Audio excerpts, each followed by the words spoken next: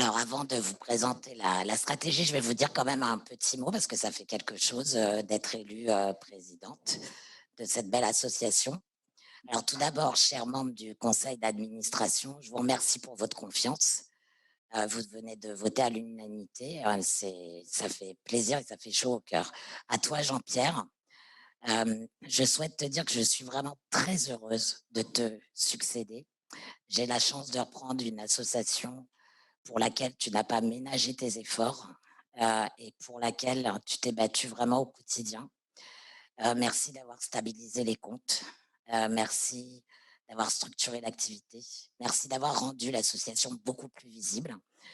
Mais surtout, un grand merci pour ton engagement sincère pour féminiser le conseil d'administration. Merci d'avoir rendu cela possible et merci de m'avoir encouragé à proposer ma candidature, car ce n'était pas forcément une évidence, en tout cas pour moi. Et je suis aussi très reconnaissante, donc je te suis très reconnaissante, mais je suis aussi reconnaissante à mes pairs, Thierry Verdier, Jean-Pierre Bailly, Christophe Chappet et aussi à Franck Jarry, de m'avoir mis le pied à l'étrier de ce bénévolat associatif, un bénévolat associatif qui met en avant surtout l'intelligence collective dans un cadre convivial et de plaisir partagé, bref, du sérieux sans se prendre au sérieux. Mais je suis aussi je suis un peu émue, excusez-moi. Je vais reprendre mon souffle. Donc, je suis aussi très reconnaissante envers ma famille, qui me soutient souvent depuis très longtemps dans des projets assez fous et qui m'a vraiment poussée à accepter cette fonction, en tout cas à me proposer cette candidature, parce qu'elle est avant tout un symbole. C'est un symbole pour la mixité dans le monde du numérique.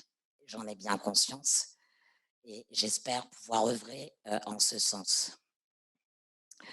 Et ce soir, je voudrais vous citer une étude qui a été réalisée par le cabinet Global Contact et qui reportait qu'en 2019, 68% des actifs en France étaient des femmes, mais que seulement 17% occupaient des postes informatiques.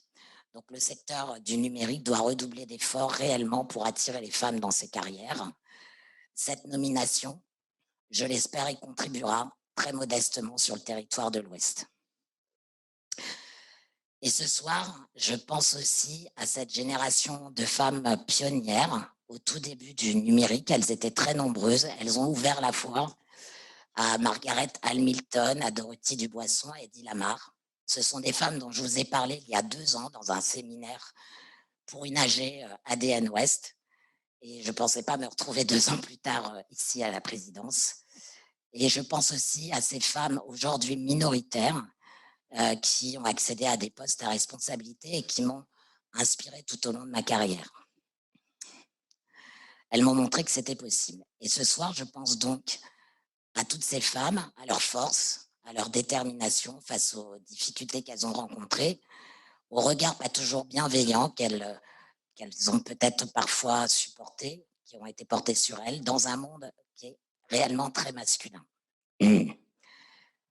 Et pour paraphraser Kamala Harris, vice-présidente des États-Unis, oui, voilà, rien que ça, je serai donc la première femme à être élue présidente de l'association, mais j'espère surtout ne pas être la dernière et en inspirer d'autres. Je suis donc très honorée, particulièrement fière de pouvoir représenter l'association ADN Ouest. C'est une très grande responsabilité et je m'engage devant vous à défendre ses intérêts, à la valoriser du mieux que je peux, à développer l'offre de service pour vous, adhérents et adhérentes, et à garantir un cadre de travail agréable et bienveillant à l'ensemble de ses collaborateurs. Chers adhérents, chères adhérentes, chers membres du conseil d'administration, cher directeur général, le travail entamé par mes prédécesseurs pour un développement numérique de l'Ouest humaniste et innovant va se poursuivre, et ce, dès à présent.